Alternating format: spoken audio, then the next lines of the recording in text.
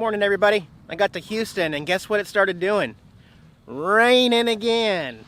Every time I come to Houston, it rains on me. Yesterday was a washout. Today, there's some sunshine breaks, so I'm going to be kind of battling with the Texas rain a little bit and trying to plan out my days in these little sun breaks, or not rainy breaks, I should say. I'll make the most of it. I really, really want to explore Houston more, finally. Yeah.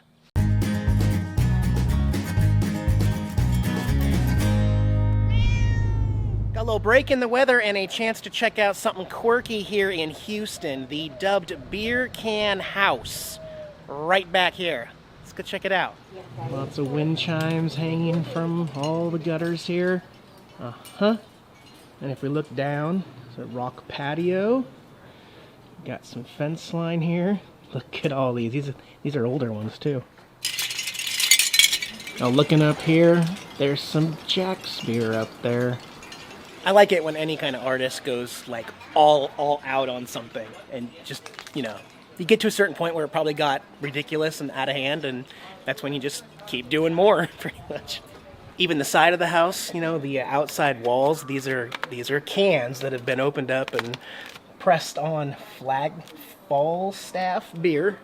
And there's a Texas Pride down there.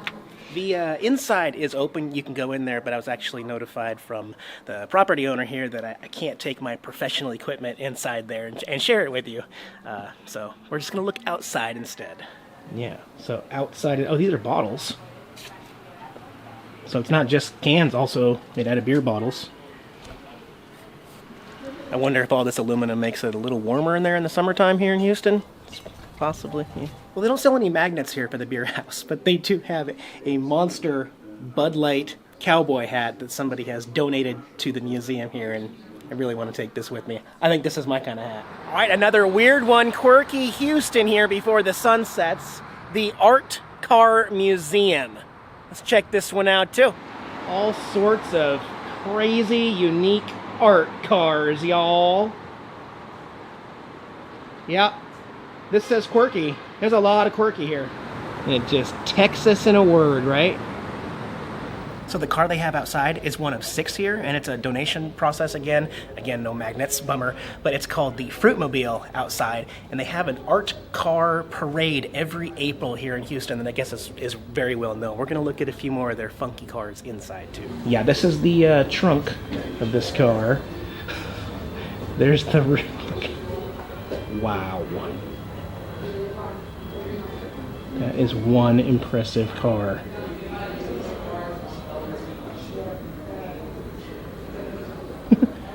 Jeez. That is a Texas-style Chrysler right there. Look at the artwork on the side. That is literally Texas. Oh my gosh. Very nice. Awesome.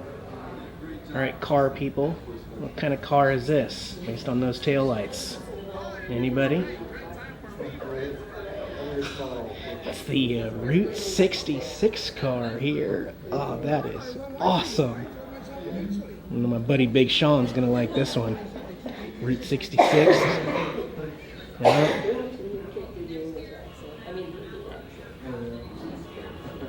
That is a beautiful car, though. Check it out. It's a Decapod, everybody. That is funky. So it's a two-wheeler? Yep, two-wheeler. That's one cool scooter. Cozy. Well, we got the sun behind me, but we got the colorful "We Love Houston" sign behind me. But okay, I walked all the way around this fence. I can't figure out a way to get in there, but they've got huge Beatles statues. This has been a common theme the last few months on this channel. We have seen a lot of Beatles, just everything for any kind of reason. So Houston seems to be a very colorful, artsy-fartsy area as well. Lots of colorful graffiti, tasteful graffiti, maybe, yeah. Oh my gosh, a Simpsons version of a tribute to Robin Williams as Miss Doubtfire. That's really cool, wow. Yeah, we miss you, Robin. And Wonder Woman. What the? There's a sort of Beavis and Butthead that I don't really understand. Butt Squad and Warholio. All right, are those people here from Houston? I don't know who that's supposed to be. Then you come out here to the weird industrial areas of Houston, and a bunch of large heads. like they're making them here, like they're manufacturing these huge, are they presidential heads? I don't recognize any of these just quite yet. I do see his ponytail. That looks like Jefferson's back of the head right there. What the heck? Very strange what's going on behind this fence, guys. I can confirm that they are fiberglass based on what I see right through there. So they're not concrete, they're fiberglass. Weird. Do you guys recognize? I mean, these are pretty detailed, and I don't know who they are. I really don't. Except there's Chaplin over there. That's awesome. He's huge and tall. Wow, I want him to make one of me. I'm going to put it on the RV. Houston knows how to stay quirky, apparently. Yes. And no stop to Houston would be complete without visiting the famous Harris County Detention Center. Actually, no, it's the Minute Maid Park, where you guessed it, them Astros have lost more baseball games in that dome right there than any other pro Major League team. You guys even get that ongoing joke? You get it? Because the home team plays half their games at each stadium. That's why I go to each big city and say that. Astros, man, what a disappointing World Series, though. All right, Astros, I'm rooting for you this year, though. Go. Woo!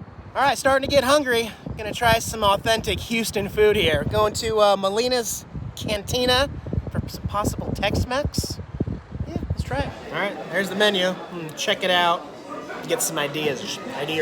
Did I mention that it is also my cheat day here, live, as I'm filming today, just so you know? I feel like I'd have to justify myself all the time, but I don't. But anyway, it is cheat day, and I'm gonna overdo it. All right, cold plates here. I see a beef taco in there. And a chili con queso. Looks delicious. You probably wouldn't like it. All right, and the hot foods here. Got a cheese enchilada there, and some chili con carne, rice, refried beans, and a tamale. And some live mariachi music over there. We're gonna end with a praline here.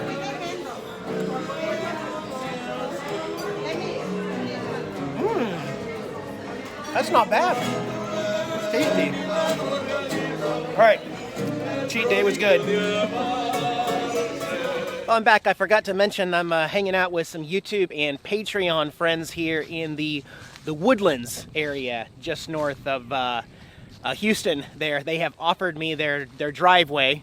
One of the perks to having a lot of viewers on the road. So I'm glad I can do some driveway mooch docking here while I wait for good days. It's just too rainy and moist to go out on the motorcycle. So just gonna be making this up as I go. I'm in no rush here in Texas, although I do have some plans.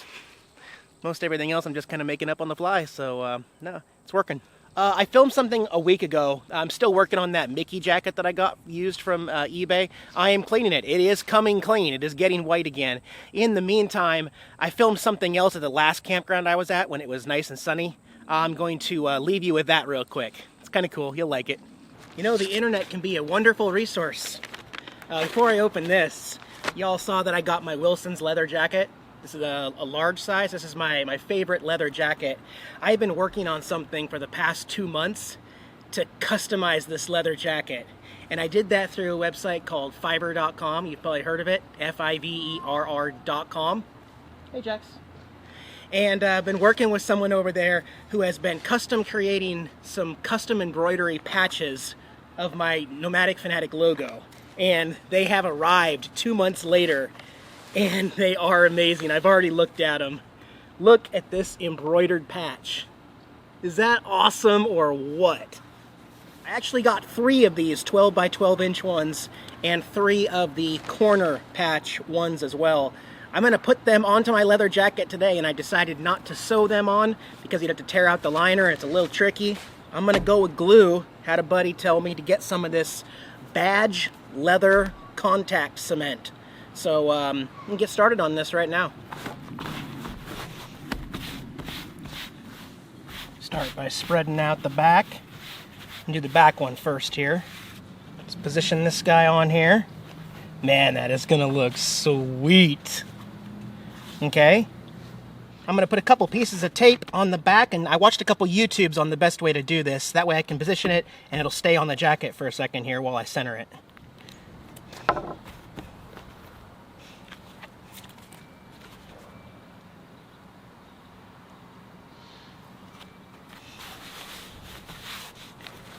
Just going to stand back and take a look at it here. I'm not going to get a tape measure or anything and measure all the sides, because even if I get this centered, you still got the palm tree that sticks out. So I just want it to look generally centered there. And I think that looks good right there. Next thing I'm going to do is take my tape and I'm going to run a little border around all of these edges, basically taping it down to this for a minute. And you'll see why in a minute.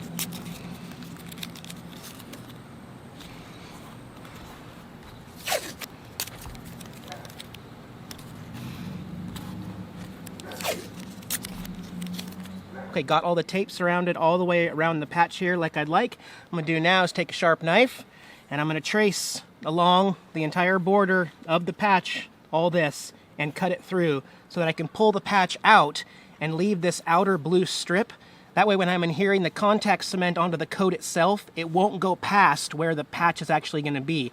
You won't have tacky stuff sticking way out here outside the patch, because you got to put the contact cement on the jacket and the back of the patch and let it sit for a couple hours to get tacky. So I'll go ahead and cut around this.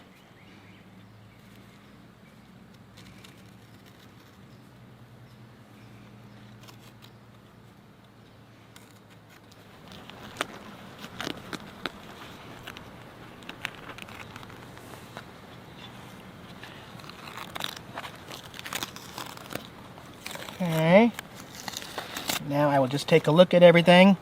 Make sure I can adhere it all down, fix a few of these little spots.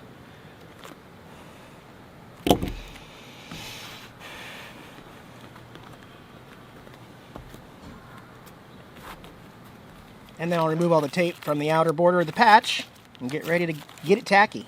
But in case it gets windy while I'm waiting for this to get tacky, I'm going to put a little piece of tape on the front of this patch and just kind of tape it to the table here. That way, while it's, you know, getting that tacky stuff, it doesn't blow off and go over into the woods. And now we're going to apply the barge leather contact cement mixture here.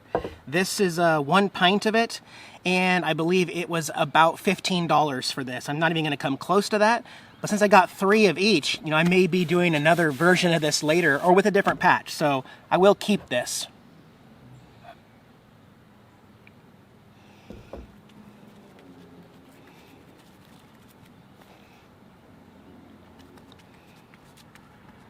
Oh yeah, this smells so good. I wish you could smell it right now. Well, make sure you get all the way to the edges, because those are going to be the most vulnerable spots that might come undone. Definitely do this outdoors, by the way, guys. The chemical, you probably don't want to breathe too much of this stuff in. Use it in a very well ventilated area, blah, blah, blah, read the rules, all that stuff, you know? Alright, we got the patch all done here. It now needs to sit for 2 hours. Well, it says 10 minutes or hours. I'm going to go with hours. We'll work on the coat over here now.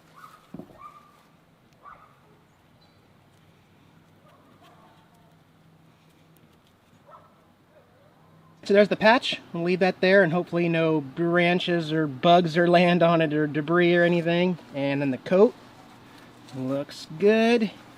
It's going to get tacky. It does not take long, but let this sit for 2 hours and then come back to it. Okie dokie, it's been exactly 2 hours later, and it is very tacky to the touch.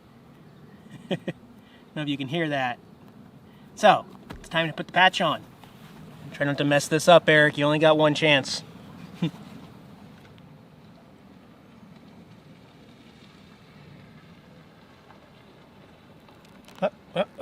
Wait. Oh man. Well, stay straight, jacket. Thank you.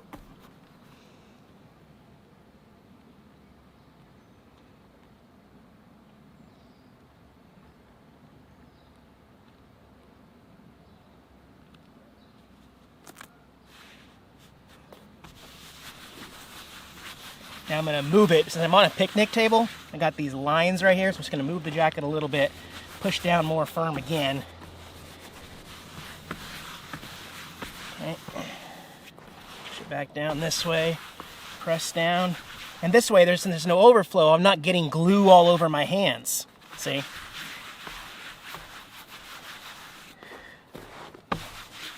All right, now this needs a couple more hours. I would normally say beer is not the answer, but in this case, beer absolutely is the answer. Need some weight on there.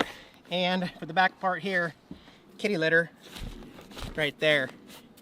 For 2 hours, we're gonna leave this weight on. While that's going on, I'm gonna work on the left side, lapel side over here. I'm gonna work on this section right here. So it might be dark by the time I get back to you, but I'll show you what it looks like here in a little bit.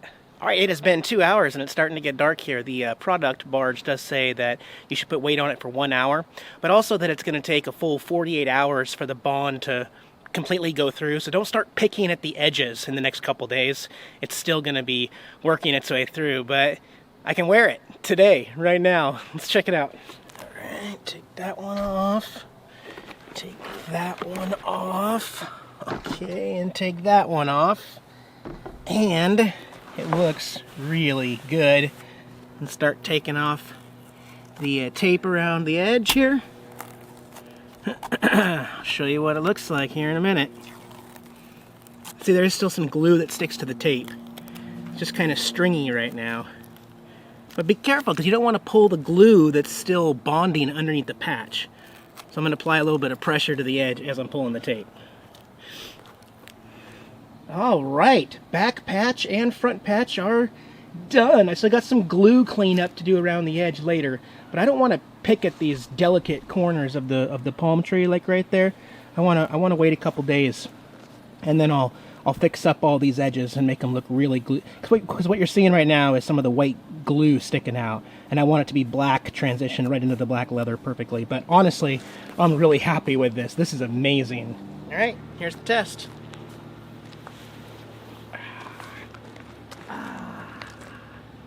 How we looking? I love it. Man, I have a custom leather embroidered jacket.